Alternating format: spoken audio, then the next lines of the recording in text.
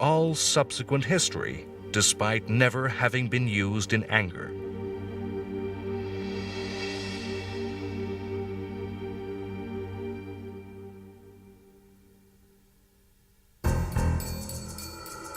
A military art was created that was no less history-forming than the bomb.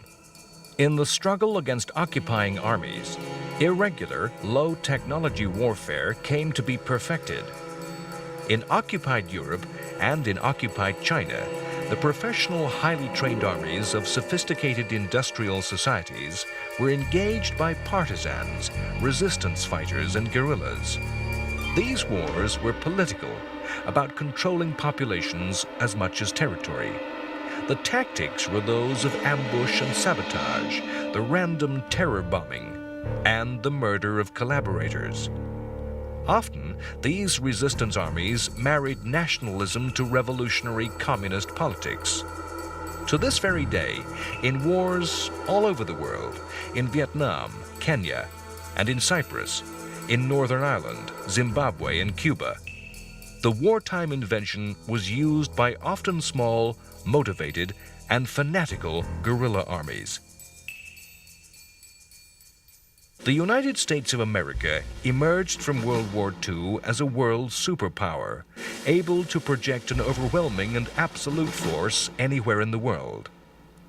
America had developed total industrial and economic superiority over the other nations of the world, and developed an armament industry capable of producing sophisticated weaponry, the match of any other state.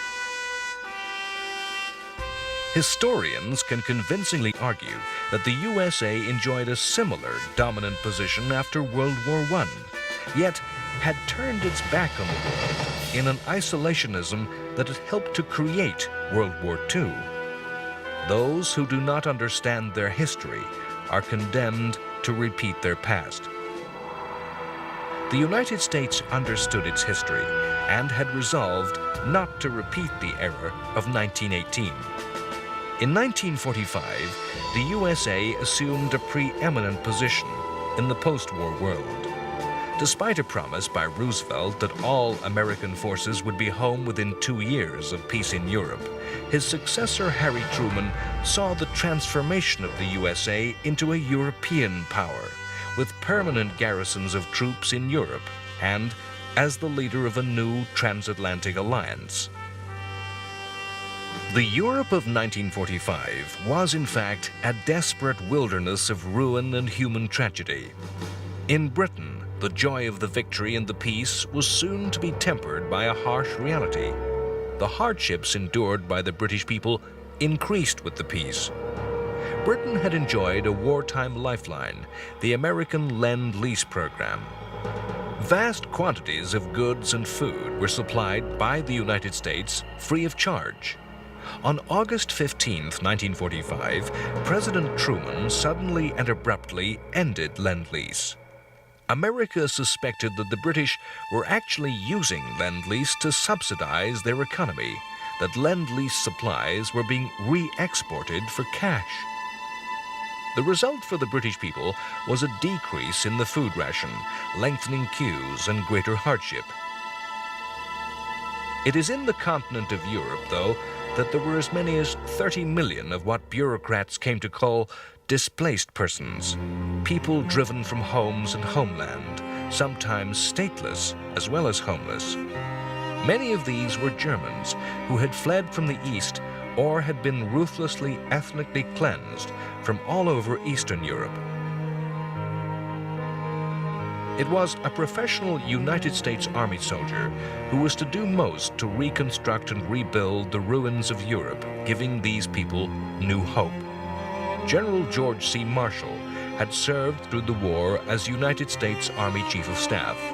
Recalled to public service as U.S. Secretary of State, Marshall formulated a massive program of economic aid that was to come to bear his name. The Marshall Plan was an enormous transfusion of wealth that enabled Western Europe to regain stability and prosperity. The victory of 1945 allowed Stalin to feed his paranoia and push back both borders and potential enemies. The map of the post-war world was drawn, with Poland, Hungary, Czechoslovakia, Romania, and Bulgaria all becoming communist countries built to a Stalinist plan. Forbidden by Moscow to apply for Marshall aid, they struggled to rebuild and condemned their people to the grim austerity that was to characterize Eastern Europe. The war was still being fought, as in San Francisco, the foundations of a post-war system of international security were laid.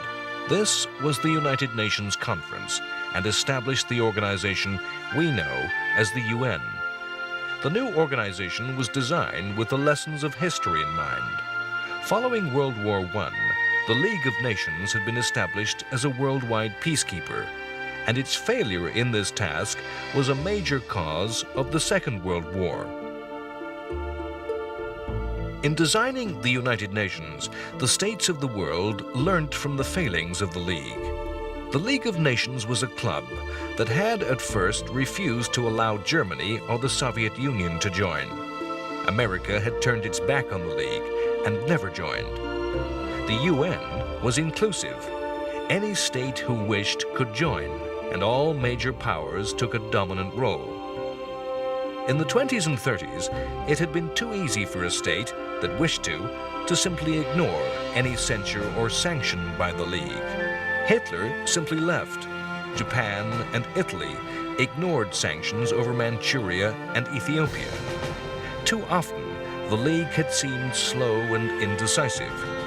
Its last act had been to expel the Soviet Union for its invasion of Finland in 1939. The new United Nations was designed to be everything that the League was not, with a structure that allowed decisions to be made and capable of fielding troops in its own name.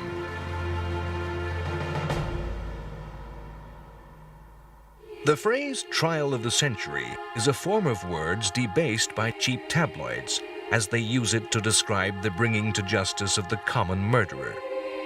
The real trial of the 20th century can only be that held at Nuremberg, Germany in 1946.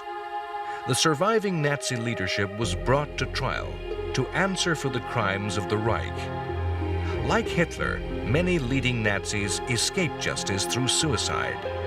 Those who stood trial were a mix of Nazi politicians, most notably Hermann Goering and Rudolf Hess, military officers, and civil servants and administrators.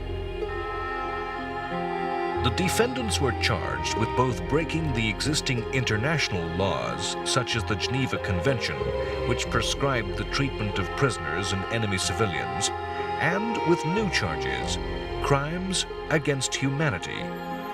The trial was held before judges from all the Allies. Had history been different, how would the bombing of Germany and Japan's cities be judged? How would the submarine attacks of the U.S. Navy on Japan be seen? Above all, could a Stalinist regime accuse another of crimes against humanity?